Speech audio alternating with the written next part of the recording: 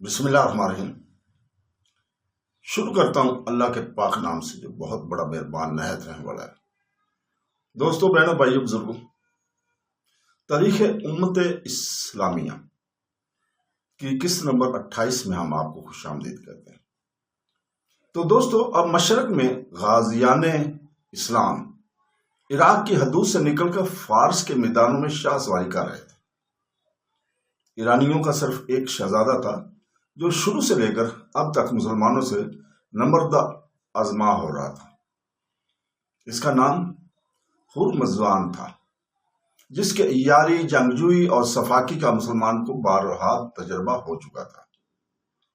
وہ یزدگرد کے پاس جو رے میں ٹھہرا ہوا تھا حاضر ہوا اور درخواست کی کہ اگر آپ خوزستان اور فارس کی حکومت میرے سپرد کر دیں تو میں مسلمانوں کے طوفان کو روک لوں گا۔ یزدگرد نے فوراً حامی بھر لی، جس کے بعد ہرمزان نے خوزستان میں قلعہ بندی کر کے زبردست فوج جمع کر لی تھی۔ حضرت سعد بن وقاص رضی اللہ تعالیٰ عنہ کی طرف سے اس کے مقابلے کے لیے حضرت عتبہ بن غزوان رضی اللہ تعالیٰ عنہ مقرر تھے، جن کی کمک کے لیے بعد میں حضرت نعیم بن مسعود، حضرت نعیم بن مقرن اور حضرت حرملہ بن مرید رضی اللہ تعالیٰ عنہ جیسے صحابہ کرام بھی پہنچ گئے۔ ان حضرات نے نہر تیرا کے کنارے ہرمزان کا جا لیا اور ایک خونریز جنگ کے بعد اسے شکست دے دی۔ ہرمزان جان بچا کر اہواز جا پہنچا، مگر اسے خطرہ تھا کہ مسلمان اس سے یہ علاقہ بھی چھین لیں گے اور چھین سکتے ہیں۔ چنانچہ اس نے امیر لشکر عتبہ بن غزوان رضی اللہ تعالیٰ عنہ سے اس شرط پر صلح کر لی کہ اہواز کا علاقہ اس کے پاس رہنے دیا جائے۔ حضرت عمر فاروق رضی اللہ تعالیٰ عنہ نے اس صلح کی منظوری دے دی۔ یوں چند ماہ تک کے لیے ہرمزان مسلمانوں کے حملے سے بے فکر ہو گیا تھا۔ اس دوران وہ اپنی طاقت بڑھاتا رہا اور آخر مسلمانوں سے کچھ انتظامی معاملات میں اختلافات کو بہانہ بنا کر اس نے اعلان جنگ کر دیا۔ کثرہ کے ہزاروں منتشر سپاہی اور ہزاروں پرجوش مجوسی اس کے گرد جمع ہو گئے تھے۔ حضرت عمر رضی اللہ تعالیٰ عنہ کو اس کی سرگرمیوں کا پتہ چلا تو آپ نے فوری طور پر اس کے تدارک کی طرف توجہ دی کہ کہیں دوسرے مفتوحہ علاقوں میں بھی اس کے منفی اثرات نہ پھیل جائیں۔ آپ نے اس مہم میں عتبہ بن غزوان رضی اللہ تعالیٰ کی قوم کے لیے ہرقوس بن زہیر کے کمان میں تازہ دم فوج روانہ کر دی، جس نے بازار حواز کے پل کے پار اتر کر ہرمزان سے ٹکر لی۔ ہرمزان شکست کر کر بھاگا اور رام میں جا کر پناہ لی۔ اب اس نے ایک بار پھر صلح کی درخواست کی۔ حضرت عمر رضی اللہ تعالیٰ عنہ نے اس بارے میں دریافت کیا گیا تو آپ نے ایک بار پھر فراغ دلی کا مظاہرہ کرتے ہوئے ہرمزان کی درخواست قبول کر لی۔ کچھ مدت گزری ہوگی، تھوڑی عرصہ ہی گزرا ہوگا کہ یزدگرد کی ترغیب پر ہرمزان اثر نو مسلمانوں کے خلاف صف بندی میں مصروف ہو گیا۔ حضرت عمر فاروق رضی اللہ تعالیٰ عنہ نے حضرت سعد رضی اللہ تعالیٰ عنہ اور بصرہ کے گورنر حضرت ابو موسیٰ اشعری رضی اللہ تعالیٰ عنہ کو اس کی روک تھام کرنے اور لشکر کا امیر حضرت نعمان بن مقرن رضی اللہ تعالیٰ عنہ کو بنانے کا حکم بھیجا۔ ساتھ ہی نام لے کر جلیل القدر صحابہ کو ان کا ساتھ دینے کی تاکید کی۔ اس طرح اس لشکر میں حضرت نعمان بن مقرن اور حضرت ابو موسیٰ اشعری رضی اللہ تعالیٰ عنہ کی کمان میں حضرت جریر بن عبداللہ، حضرت برہ بن عازب، حضرت انس بن مالک اور ان کے چھوٹے بھائی حضرت برہ بن مالک رضی اللہ تعالیٰ عنہ جیسے حضرات جمع ہو گئے تھے۔ آواز کے قریب اربک کے مقام پر کھلے میدان میں زبردست جنگ ہوئی اور ہرمزان پسپا ہو کر توستر میں قلعہ بند ہو گیا تھا۔ اسلامی فوج ایک ماہ تک توستر کے فلک پوش فصیل کا مظاہرہ کیے رہی۔ دونوں طرف سے پتھروں اور تیروں کی بارش ہوتی رہی۔ ہرمزان وقفے سے تھوڑی تھوڑی فوج کے ساتھ ذریعے مسلمانوں پر تند و تیز حملے کرتا رہتا تھا اور انہیں شدید ذک پہنچاتا تھا، مگر ہار جیت فیصلہ نہ ہو سکا۔ دونوں طرف سے کئی ایکا ایکی مقابلے بھی ہوئے۔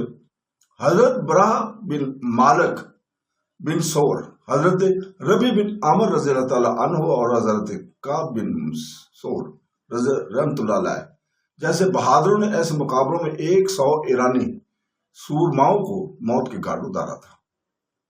ایک شب ایرانی فصیل سے نکل کر اچانک مسلمانوں پر ٹوٹ پڑے۔ مسلمان ان کے دباؤ کی وجہ سے درم برم ہونے لگے۔ اچانک کسی کو حضرت براہ بن مالک رضی اللہ تعالیٰ کی خیال ہے، جو بہادری اور طاقت کے علاوہ دعاؤں کی قبولیت کے لیے بھی مشہور تھے۔ نبی کریم صلی اللہ علیہ وسلم نے فرمایا تھا، بعض خستہ حال گرد آلود ایسے ہوئے کہ اللہ کی قسم کھا کر کوئی بات کہہ دیں تو اللہ تعالیٰ اس سے کر دکھاتا ہے۔ براہ بن مالک بھی ایسے ہی تھے۔ انہی کی جان بازی کی بدولت مسلمانوں نے جنگ یمامہ میں مسلمہ کذاب کے اثار میں گھس کر اس کا قصہ پاک کیا تھا۔ مسلمانوں نے انہیں پکار کر کہا، براہ آج تو اللہ کی قسم کھا لو کہ اللہ دشمنوں کو شکست دے۔ حضرت براہ رضی اللہ تعالیٰ بولے، یا اللہ آج تجھے قسم ہے، ہمیں دشمنوں پر غالب کر دے اور مجھے اپنے رسول صلی اللہ علیہ وسلم سے ملا دے۔ یہ کہہ کر وہ آندھی کی طرح ایرانیوں پر حملہ آور ہوئے اور دوسرے مسلمانوں نے بھی ان کے پیچھے زور آور حملہ کیا اور انہیں دیکھتے ہوئے خندق پار کر کے فصیل تک پہنچ گیا۔ اسی دوران شہر والوں نے بھی کسی نے مسلمانوں کو شہر میں داخل ہونے کا ایک خفیہ راستہ بتا دیا تھا۔ یہ ایک چھوٹی سی نہر تھی جس سے شہر میں پانی داخل ہوتا تھا۔ کچھ مسلمان تیر کر اس کے ذریعے فصیل کے اندر چلے گا اور پہلے دوروں پر قابو پا کر دروازے کھول دیے گئے۔ یہ فجر کا وقت تھا اس وقت۔ سورج طلوع ہونے تک شہر فتح ہو چکا تھا۔ اس دوران ہرمزان قلعے میں گھس گیا اور وہاں سے مسلمانوں کو تیروں کا نشانہ بنا رہا تھا۔ حضرت براہ بن مالک رضی اللہ تعالیٰ عنہ قلعے پر حملہ آور ہوئے تو ہرمزان نے انہیں شہید کر ڈالا۔ حضرت معجز بن سور رضی اللہ تعالیٰ عنہ بھی اسی طرح قلعے میں داخل ہونے کی کوشش کے دوران ہرمزان کے ہاتھوں شہید ہوئے۔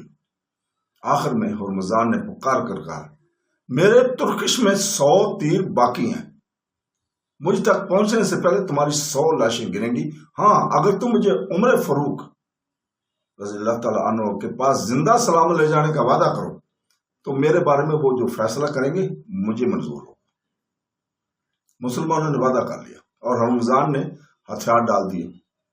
راجہ قول کے مطابق یہ واقعہ 30 ہجری کا ہے۔ اسے مدینہ منورہ لے جا کر حضرت عمر فاروق رضی اللہ تعالیٰ عنہ کی خدمت میں پیش کر دیا گیا۔ امیر المومنین اس وقت مسجد میں زمین پر سو رہے تھے، کوئی دربار تھا نہ پیرا۔ ہرمزان پوچھنے لگا، تمہارے امیر کہاں ہے؟ اسے بتایا گیا یہی تو ہے۔ حیران ہو کر بولا، ان کے دربان اور محافظ کہاں گئے؟ بتایا گیا وہ دربان یا محافظ نہیں رکھتے۔ اس دوران حضرت عمر رضی اللہ تعالیٰ عنہ بیدار ہو گئے۔ ہرمزان شہزادہ تھا، اپنا ریشمی لباس اور تاج پہنے ہوئے تھا۔ حضرت عمر فاروق رضی اللہ تعالیٰ عنہ کے حکم سے اسے عام کپڑے پہنا کر سامنے لایا گیا۔ حضرت عمر رضی اللہ تعالیٰ نے اسے آر دلاتے ہوئے کہا، ہرمزان، بد عہدی کا انجام اور اللہ کا فیصلہ دیکھ لیا؟ وہ خوشامدانہ انداز میں بولا، زمانہ جہلیت میں خدا نے ہمیں موقع دیا تھا، ہم غالب رہے، اب خدا آپ کے ساتھ ہو گیا، آپ غالب آ گئے۔ حضرت عمر فاروق رضی اللہ تعالیٰ عنہ نے فرمایا، دراصل اس زمانے میں تم اس لیے ہم پر مسلط رہے کہ تم متحد تھے اور ہم منتشر۔ حضرت عمر رضی اللہ تعالیٰ عنہ نے اس کے متعلق انس بن مالک رضی اللہ تعالیٰ سے پوچھا، آپ کیا کہتے ہیں، قتل کیا جائے یا نہیں؟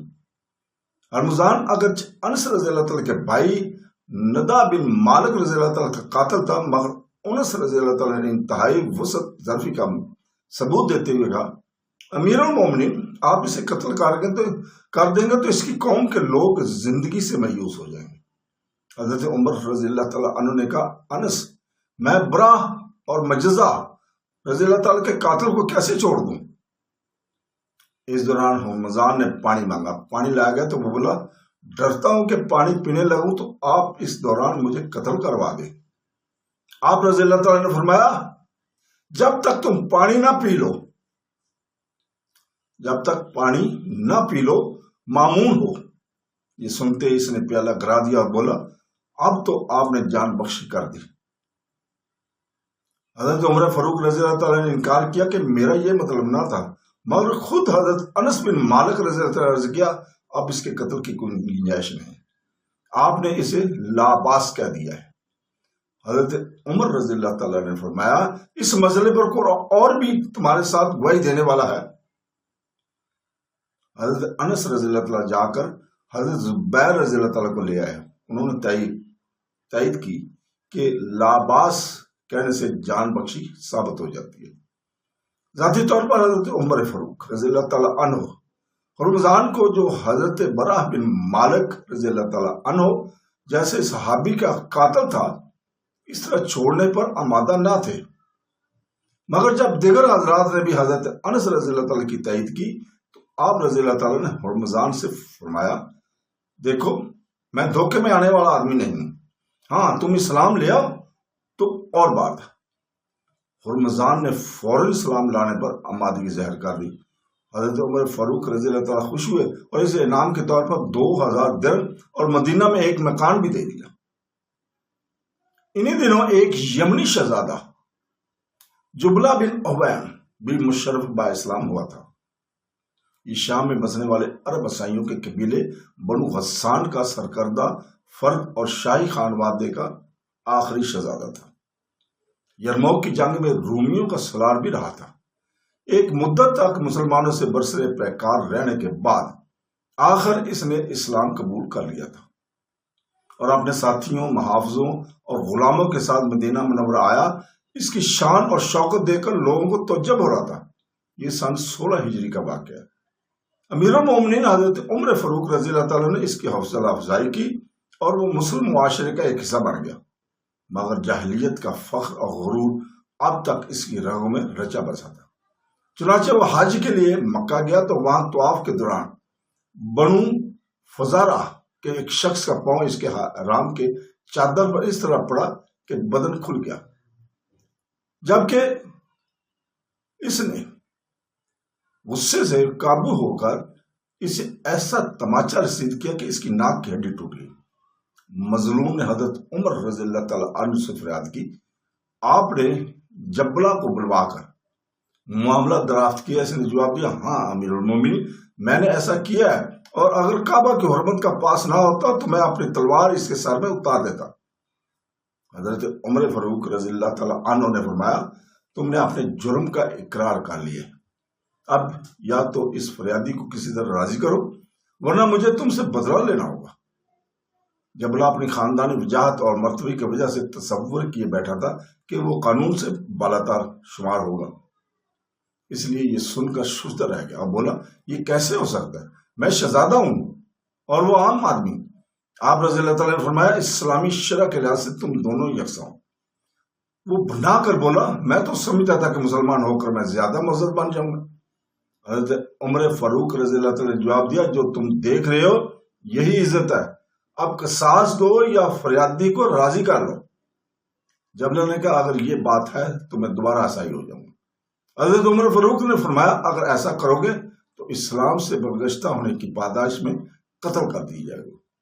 جبلہ سمجھ گیا کہ حضرت عمر فاروق رضی اللہ تعالیٰ عنہ قانون اور انصاف کے تقاضے پورے کیے بغیر اسے نہیں چھوڑیں گے، تو اس نے ہیلا جوئی کا راستہ اختیار ہوئے سوچ بچار کے لیے ایک دن کا مہلت مانگ لی، جو حضرت عمر فاروق رضی اللہ تعالیٰ نے ہدایت کر لی۔ جبلہ اسی رات اپنے ساتھیوں سمیت وہاں سے کوچ کر گیا، وہاں سے بھاگ گیا۔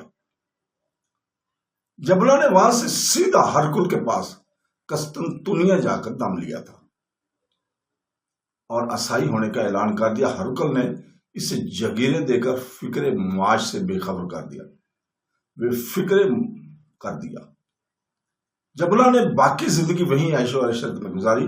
اسے حضرت حسان بن ثابت رضی اللہ تعالیٰ عنہ کے وہ اشعار بہت پسند تھے جو انہوں نے زمانہ جاہلیت میں آل غسان کے عروج کے متعلق کہے تھے۔ اپنا غم بلانے کے لیے وہ یہ اشعار سنتا رہتا تھا۔ ساتھ ہی کبھی وہ حسان رضی اللہ تعالیٰ کے وہ اشعار بھی یاد کرتا تھا جس میں اس خاندان کے دور زوال کا نقشہ کھینچا گیا تھا۔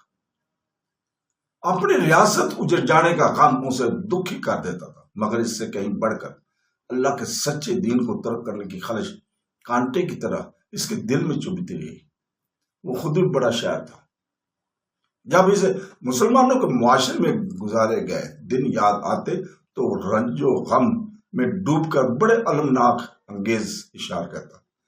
حضرت عمر فاروق رضی اللہ تعالیٰ نے ایک بار جسامہ بن مساحق کو کیسر ہرکل کے پاس اپنا سفیر بنا کر بھیجا۔ ہرکل نے ملاقات اور ضروری گفتگو کے بعد انہیں کہا کہ تم جبلہ سے مل لو۔ جنابہ بن مساحق جبکہ کیسر پر پہنچے تو دیکھا اس کی شان و شوکت کیسر سے کم نہیں۔ جبلہ نے ان کی اچھی طرح خاطر تواضع کی، پھر محفل راستہ کر کے انہیں حسان بن ثابت رضی اللہ تعالیٰ کے بہت سے اشعار سنوائے۔ اس کے بعد حسان رضی اللہ تعالیٰ کا حوال پوچھا۔ جنابہ بن مساحق نے کہا وہ تو بوڑھے ہو چکے ہیں، بنائی بھی جواب دے چکے، جبکہ خاموش ہو گیا۔ جبلہ خاموش ہو گیا اور پھر اپنی حالت میں اشعار پڑھنے لگا۔ پھر جب جبلہ پر رکت طاری ہوگی اور منہ پر ہاتھ رکھ کر زار و قطار رونے لگا، جب کچھ سنبھلا تو حسان بن ثابت رضی اللہ تعالیٰ عنہ کے لیے 1000 اشرفیاں اور گندم سے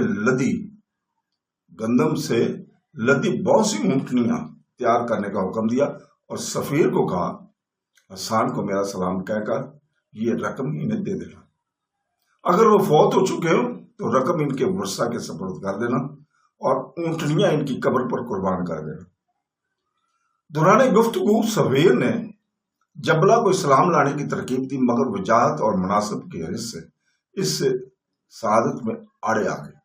واپس آ کر سفیر نے حضرت عمر رضی اللہ تعالیٰ کو جبلہ سے ملاقات کا حال سنایا۔ حضرت عمر فاروق نے فرمایا اس نے جلد بازی کی، فانی دنیا کو ابدی آخرت پر ترجیح دی، بس اس کی تجارت نفع بخش نہ ہوئی۔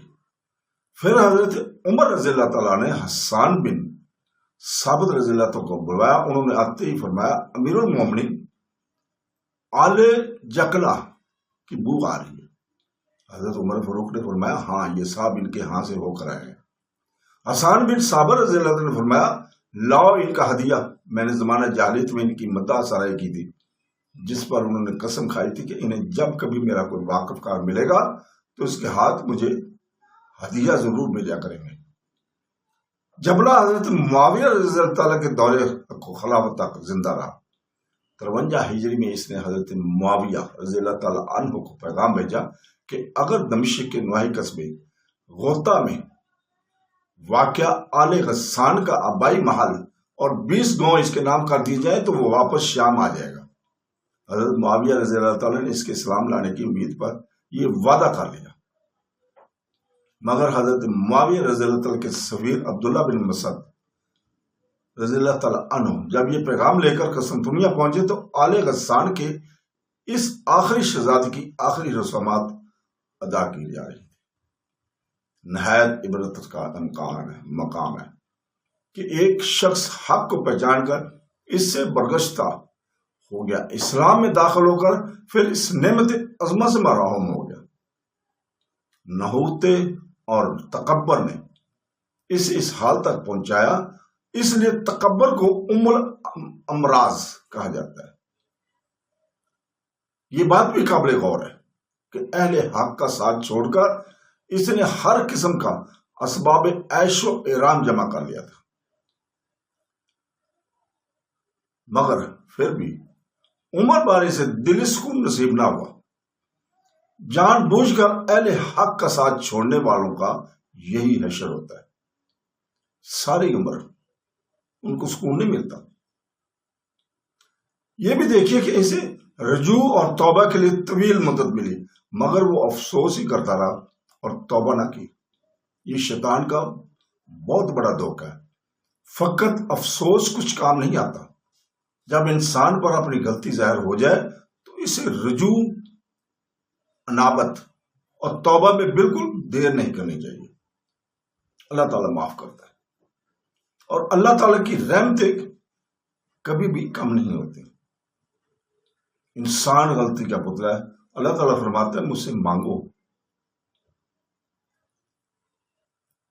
تو دوستو، بہنوں بھائیو بزرگوں، کل انشاءاللہ تعالیٰ ہم اسی وقت آپ کے سامنے ایک نئی قسط لے کر آئیں گے، تاریخ امت اسلامیہ کی. تو دوستو، کل تک کے لیے، اس وقت تک کے لیے اجازت. اگر اللہ تعالیٰ نے چاہا اور اس کی طرف سے زندگی ہوئی تو کل انشاءاللہ تعالیٰ اس وقت آپ کے سامنے حاضر ہوں گے. اللہ حافظ.